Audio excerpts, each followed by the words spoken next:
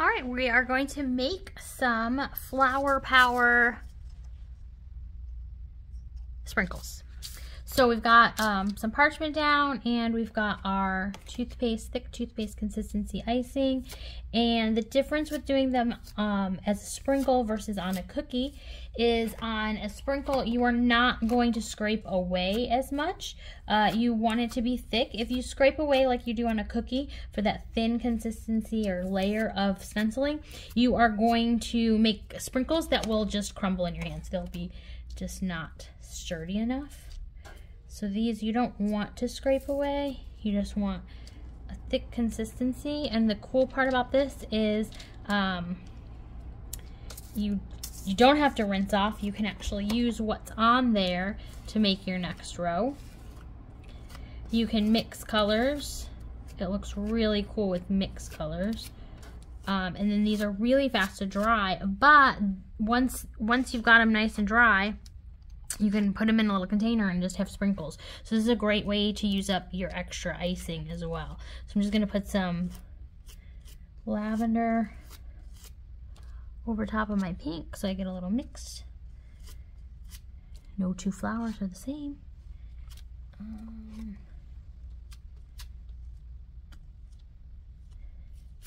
So we'll get that nice and thick. I can't see the design, and that is what I want. Because I want a thick enough sprinkle, and then you're just going to peel it back, and then when those dry, they are going to be little flower sprinkles. I'm going to scrape this pretty good because I want to do a yellow row too, so we'll use what's left on this and then move over to yellow. That way we have a few different colored flowers just to sprinkle on our cookies.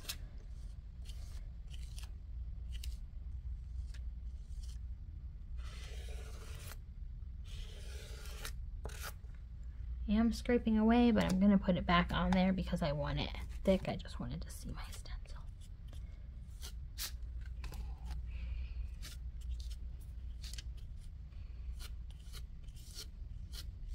I'm going to do a little bit of yellow on this one too. Purple and yellow. Very pansy-like. Pansy flowers are often purple and yellow. Also, amethyst and citrine are found in nature together, purple and yellow. They look good together. Okay, now I'm going to do straight yellow on this one, but you will see some purple because I have some purple on my stencil, but we'll get some bright yellows in there too.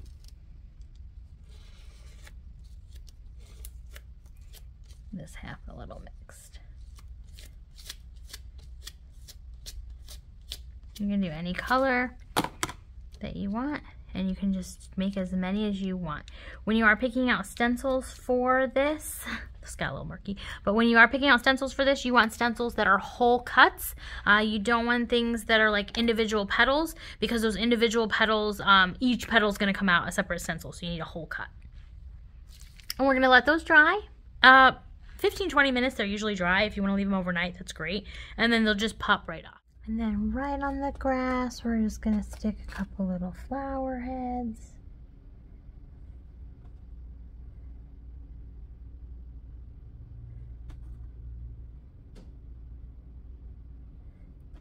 And you can pipe different colored centers in them if you'd like. Or you could just use the green as well. And it makes a nice cohesive center, and you're barely going to squeeze anything, just a little bit in the center of each one.